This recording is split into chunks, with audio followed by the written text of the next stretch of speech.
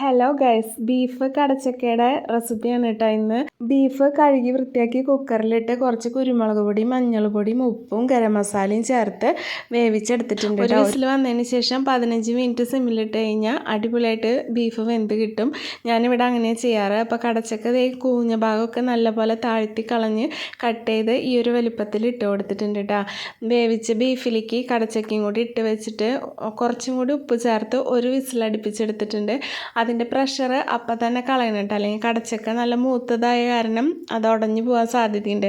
അത് കാരണമാണ് ഞാൻ അങ്ങനെ കളഞ്ഞത്. പിന്നെ അതേ ഉരുളി വെച്ച് കൊടുത്തു, ആവശ്യത്തിന് വെളിച്ചെണ്ണ ഒഴിച്ച് കൊടുത്തു കേട്ടോ. പിന്നെ നമ്മൾ ഇൻഗ്രീഡിയൻസ് ചോപ്പ് ചെയ്ത് വെച്ചിട്ടുണ്ടായിരുന്നു. പച്ചമുളക്, ഇഞ്ചി, വെളുത്തുള്ളി, ചെറിയുള്ളി, കറിവേപ്പില, ഇതൊക്കെ ചോപ്പ് ചെയ്ത് വെച്ചതാണ് കേട്ടോ. അതും കൂടി ഇട്ട് കൊടുത്തു. ഇൻഗ്രീഡിയൻസ് ഇതുപോലെ കുറേ ഇട്ട് കൊടുക്കുമ്പോൾ നല്ല ടേസ്റ്റ് ആയിരിക്കും നമ്മുടെ കറിക്ക്.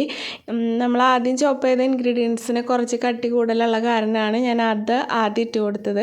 പിന്നീടാണ് സവാള ഇട്ട് വഴറ്റിയെടുത്തത് കേട്ടോ. സവാള നല്ല ബ്രൗൺ കളറായിട്ട് വന്നപ്പോൾ പൗഡേഴ്സ് ആഡ് ചെയ്ത് കൊടുത്തിട്ടുണ്ട്. കുറച്ച് മുളക് പൊടി, ഒരു 1 ടീസ്പൂൺ മുളക് പൊടി ചേർത്തിട്ടുള്ളൂ. 2 ടീസ്പൂൺ ഗരം മസാലയും കൂടി ചേർത്ത് കൊടുത്ത് നല്ല പോലെ മിക്സ് ചെയ്തെടുത്ത് പിന്നെ ഇറച്ചിയും കടച്ചക്കയും വേവിച്ച അതിൻ്റെ വെള്ളം ഉണ്ടല്ലോ, അതാണ് ആദ്യം ഒഴിച്ചു കൊടുക്കുന്നത് കേട്ടോ.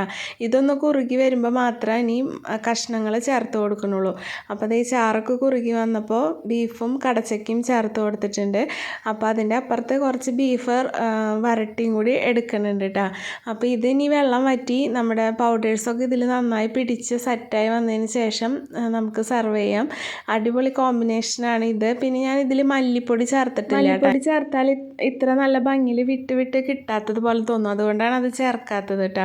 പിന്നെ പുതിന, മല്ലിയില അതൊക്കെ ചേർത്തിട്ടുണ്ടായിരുന്നു. പിന്നെ നമ്മൾ ചോപ്പ് ചെയ്തതിൽ നല്ല പോലെ കറിവേപ്പിലയും കൂടി ചേർത്ത് ചോപ്പ് ചെയ്തിട്ടുണ്ടായിരുന്നു കേട്ടോ. അത് വിട്ടുപോയതാ പറയാനായിട്ട്. അപ്പോൾ അതേ നമ്മുടെ സൺഡേ സ്പെഷ്യലൊക്കെ സെറ്റായിട്ടുണ്ട്. ഇപ്പോൾ കടച്ചക്കയുടെ സീസണല്ലേ, സീസൺ കഴിയുമ്പോഴേക്കും എല്ലാവരും ഒന്ന് ട്രൈ ചെയ്തോളൂ.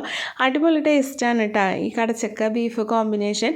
വേണമെങ്കിൽ നമുക്ക് പൗഡേഴ്സൊക്കെ ചേർത്തതിന് ശേഷം ഒരു തക്കാളിയും കൂടി ചേർത്ത് കൊടുക്കാം. ഞാൻ വിട്ടുപോയത് അത് ചേർത്ത് കൊടുക്കാൻ. നല്ല ടേസ്റ്റ് ആയിരിക്കും കേട്ടോ. തക്കാളിയും കൂടി ചേർത്ത് കൊടുത്താൽ കുറച്ചും കൂടി നല്ല കളറും കിട്ടും. പിന്നെ അതുപോലെ തന്നെ ചില്ലി പൗഡറിൽ നമുക്ക് കാശ്മീരി പൗഡർ ചേർത്താലും അടിപൊളിയായിരിക്കും കേട്ടോ.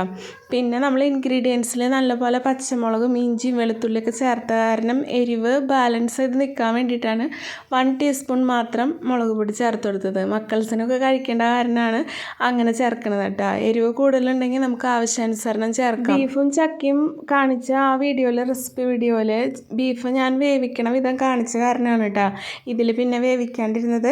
ഇഷ്ടമായെങ്കിൽ സപ്പോർട്ട് ചെയ്യാൻ മറക്കല്ലേ, സബ്സ്ക്രൈബ് ചെയ്യാൻ മറക്കല്ലേ. Thank you. സബ്സ്ക്രൈബ് ചെയ്തിട്ട് പോണേ.